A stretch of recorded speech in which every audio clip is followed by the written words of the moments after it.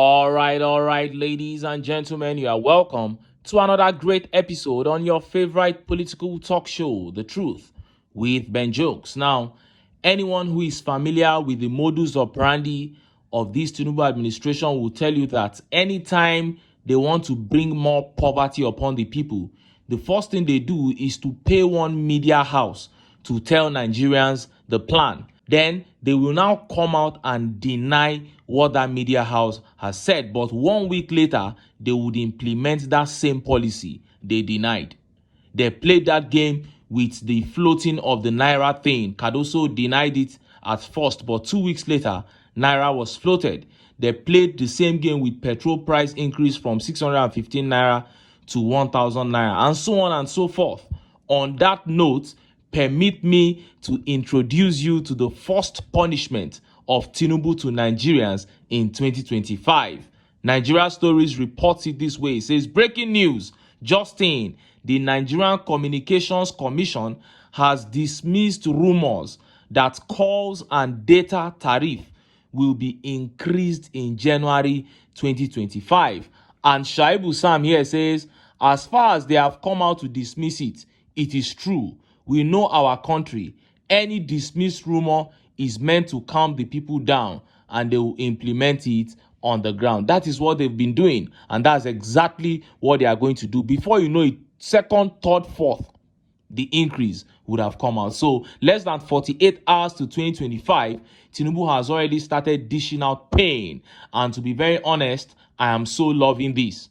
We must learn the hard way as a nation. By the time a bag of rice is selling for 150 to 200,000 naira, our eyes go clear. And few hours ago, the attack of northerners on Tinubu continued, with Lamido cancelling Tinubu on BBC and El-Rufai openly throwing the government under the bus in another stinging criticism. And just as Nigerians were yet reacting to that, videos of Dele Farotimi's public address began making the rounds. Mr. Farotimi broke down in tears while describing the state of the country that we call home, even as he thanked us all for speaking for him while he was away. Nigerians saw in that video a man that loves justice and righteousness so much, a man that loves Nigeria so much that he weeps for her before the entire world. Before I show you details of these top stories and how Nigerians reacted,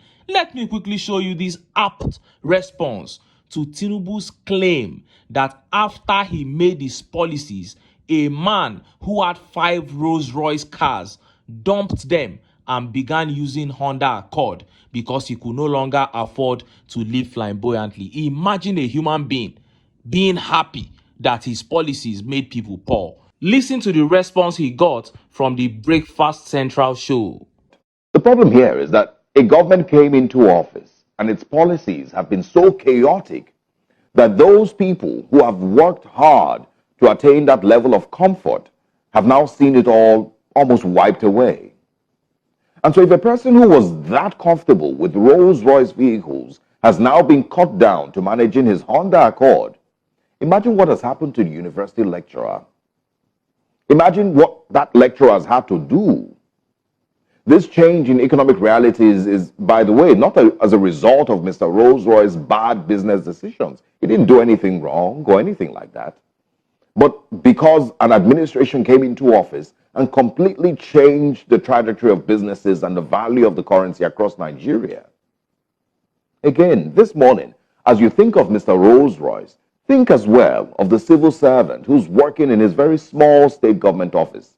Think of the Nigerian who was doing his best to feed his 5 children and put them through school, managing his own small Toyota. What do you think has happened to him? If Mr. Rolls-Royce has dropped from using those exotic cars to using a Honda Accord, what do you think has happened to those who had a Honda Accord? What do you think has happened to those who had small Toyota Corollas? What do you think is their fate? Ladies and gentlemen, leaders come into office and it is expected that their leadership should bring about prosperity and growth for a nation and its citizens. That is the expectation. And if for any reason there has to be austerity measures, it must be seen from the top. That leader must show and lead by example. But in our case, the Nigerian government seems to be doing, completely the opposite. Billions are being budgeted and spent on houses and cars for the executive, while our dear friend dropped his Rolls Royce for a Honda. And if the government expects citizens to make sacrifices, then there must be visible signs that that government is leading by example.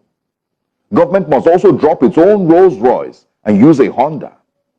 Mr. President and the executive, the National Assembly members, must also drop their own Rolls Royce. It must be seen that they have also decided to leave their Rolls Royce and move to a Honda. Also, Mr. President failed to actually even inspire hope that someday this friend will be prosperous again, enough to go back to using one of his Rolls Royce.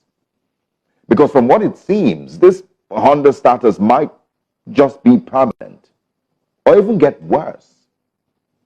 He may start, to leave his Honda now and start entering downfall. And so to Mr. President, is the Honda adjustment permanent? And how can you convince Nigerians that this Honda, situation is not going to be the norm? Again, as you think about Mr. Rolls Royce, think about the retiree who has seen the cost of his medication go from 3,000 naira a month to about 25,000 naira a month. Good morning, Nigerians. You heard him. It's as simple as that. If a multi-millionaire or a billionaire has been reduced to Honda Accord, then the man who had an Accord must now be trekking. And if the man who had Accord is now trekking, what is the fate of the man who was trekking? He must have now been crippled. And that is what we are seeing all over Nigeria. And to think that Tinubu sat down and said this thing, he was happy to say it. What do you make of a man celebrating the fact that he has been able to impoverish citizens? I'm throwing these questions out now to anybody who is listening, who still has any sympathy for Tinubu or the APC. What do you make of a man who sits down celebrating happily the fact that he has been able to make people poorer? And while doing all this, he has bought himself a private jet, billions of naira, spent billions on renovations of residences that were already 5-star, 7-star before he came in. Billions on SUVs. But you want people to struggle to eat. What a shame. But just as I keep saying, Nigerians are the ones at the receiving end of all these torture and verbal abuses. If they are pained, they should rise up and kick the APC out of power. Point blank, period. Now, let us look at details of the top stories. Northerners intensifying their campaign against the Tinubu regime. Former governor of Jigawa State, Lamido, cancels Tinubu on BBC Hausa. El-Rufai followed up with another criticism of Tinubu's cabinet. And next is those videos of Dele Farotimi which further endeared him to Nigerians. Let's start by taking the updates from Lamido and El-Rufai. Look at how the papers reported them. Tinubu not telling Nigerians the truth about country situation. Lamido. Former governor of Jigawa State, Alhaji Lamido, has accused Bola Ahmed Tinubu of not telling Nigerians the true situation of the country and his administration. Lamido leveled the accusation when he featured on BBC Hausa service program Gane Mini Hanya. He said the two administrations prioritize propaganda rather than telling Nigerians the actual state of the nation, unlike during the time PDP governed the country.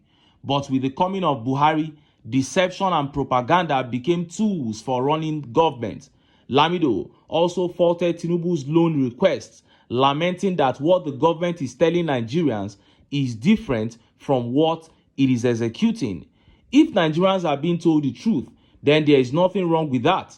But how would you budget 30 trillion, generate 50 trillion, and then request loan when you have a surplus of 20 trillion? He said, making reference to last year's budget. He further added, this recklessness and clear-cut selfishness is not done anywhere in the world, but yet you find some Nigerians supporting it. Visit social media and see how APC is being criticized, being referred to as calamity, yet you find some protecting it. This is just the beginning of their campaigns against this administration. That was on BBC Hausa. They are not even focusing on other parts of the country now. He spoke entirely in Hausa. The aim is to completely erode any form of popularity that Tinubu had in northern Nigeria. And you can argue that they are saying this because of their pockets. They are saying this because Tinubu didn't give them some things that they used to get. You can say that, but how about you look at the facts of the matter?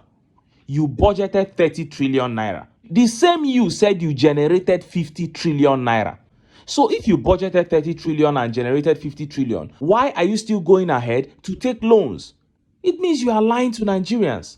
And El-Rufai followed up with his own criticism. The People's Gazette reported it this way. After backing Buhari's bigoted and lopsided appointments, El-Rufai says Tinubu arrogant for loading federal offices with Yoruba kinsmen. Nasir El-Rufai has stressed the need for Bola Tinubu to discontinue sectional politics, reminiscent of the era of ex-Muhammadu Buhari in terms of lopsided appointments of his kinsmen into key federal positions. Mr. El-Rufai, a former governor of Kaduna, made the statement while reacting to a Saturday opinion by Nigerian-American writer Farouk Perugi, who alleged a plot by Tinubu to replace the head of NNPCL with yet another Yoruba kinsman. Two wrongs do not make a right. Sensible inclusion always trumps arrogant exclusion, the ex-governor wrote on his X handle on Saturday. Mr. Tinubu has faced allegations of stacking top federal positions with people of his Yoruba ethnic stock. This action evoked recollections of Mr. Buhari's near exclusive installation of only northern Muslims into top federal offices throughout his 8-year tenure between 2015 and 2023.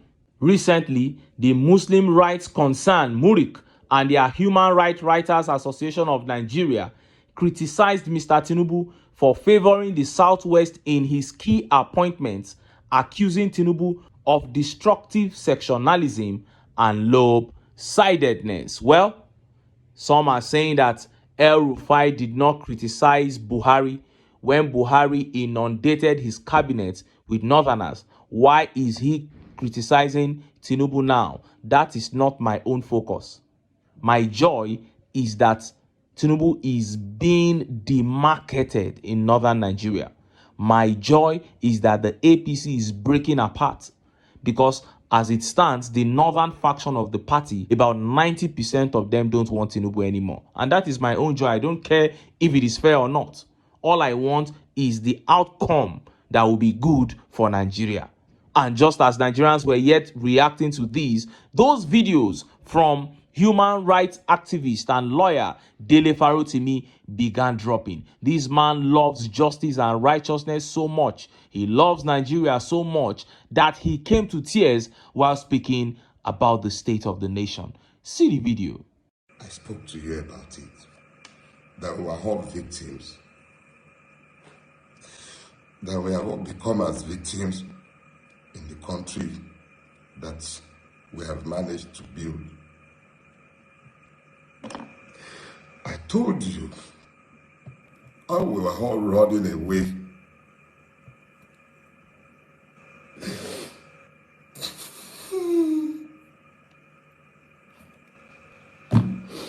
I told you how we were all running away from Nigeria because we have built an intolerable country unfit for human habitation. I have called it the evil empire.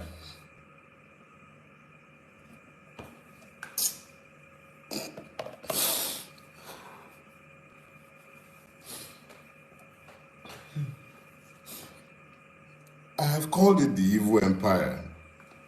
I've spoken to the fact that because of what we have all collectively tolerated, we have lost our country and we have become as slaves. Wow. I don't know about you, but his words hit me like a rock. We have built a country unfit for human habitation. And because of what we have collectively tolerated, we have lost our country and we have now become as slaves. Wow. And he went on and on until he got to the point where he thanked each and every one of us for speaking up for him while he was in detention. He said, because you spoke, I didn't become a victim of the Nigerian state. But before I show you that video, let me quickly show you this tweet from him after that address, in case you mistake his tears for weakness. Check out this tweet. I am strong enough to rumble unruffled against principalities and powers, but I am human enough to retain the capacity to shed tears of joy in appreciation of the grace of God expressed in the concerted efforts of fellow victims. My battle axes are newly sharpened, my guns primed. I am ready to war. That's Dele Farotimi for you. And let's take this video where he thanked all of us for speaking out for him. We stopped being human because we became Nigerians. They divided us and we fell for it. Because you wouldn't see me as a Yoruba man, you spoke for me. Because you wouldn't see me as a Christian, you spoke for me.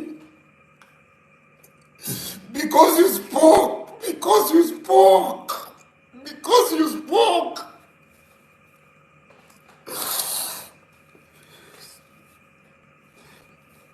Because you spoke, Nigeria couldn't happen to me. Because you spoke. The only reason Nigeria couldn't happen to me is because you spoke. You spoke. That is why Nigeria couldn't happen to me. And yeah, Nigeria couldn't happen to me. Emu, Eki, Bitero Record. You found your voices. I became you. And in our collective, you couldn't be silenced. You heard that. Because you spoke, Nigeria couldn't happen to me. May we not ever become victims of the Nigerian state. It is bad enough that we naturally found ourselves here, but may we not go ahead to taste the venom of this country beyond what we are already experiencing. And of course, I don't need to tell you that several hundreds of thousands of Nigerians came out to throw more support for Dele Farotimi after these videos, cementing his status as a hero and a national treasure that will be celebrated by even the federal government itself, if ever we get it right as a nation. I believe when we do, there will be a Dele Farotimi day in this country. Let's take some of the tweet reactions. More Digits here says, you all heard him. Everyone must speak out. Speak against the ills of the society so that our children's future will not be mortgaged. Speak up. Injustice to one is injustice to all. Imagine if 5 million Nigerians spoke in one voice against their oppressors. Liberation. That is it. And that is what we keep saying. These people oppressing Nigeria, if you do an aggregate of all the people that have been oppressing this country since 1999, they are not up to 50,000 people. All of them together. So it's just about Nigerians uniting, and they can easily take their country back. And this tweet here says, I hate this country. If you support the drug man, I hate you too. Olugbile here says, Dele Farotimi, you have not been sentimental in your vanguard for justice. We really appreciate you. The evil bow down before the good. The wicked at the gates of the righteous appears in Proverbs 14:19. May the Lord fight for you. Lucky here says, at Dele Farotimi, God will continue to bless you. Nigerians know you have always been upright and spoken for everyone. The love for you is massive. That is it. The love for Dele Farotimi continues to grow the more the system tries to shut him down. And I don't know how a person would just want to destroy his own country. I don't know why they are doing this. And after listening to men like Dele Farotimi speak so incisively, you would think that it will prick their consciences. But I'm telling you, these people will never change. They will continue to met out evil upon evil on Nigerians. And if Nigerians ever desire a change in the way they are being treated, if we desire to have a country in the near future to enjoy dividends of being an oil producing country, then we must do the needful, which is to come together, cast our sentiments aside, and get the APC out of power. But until then, make I still enter town. Make I go get some ogbonge political news wey una go like. Why? Because of una na I dey here, so don't go away. Don't go away.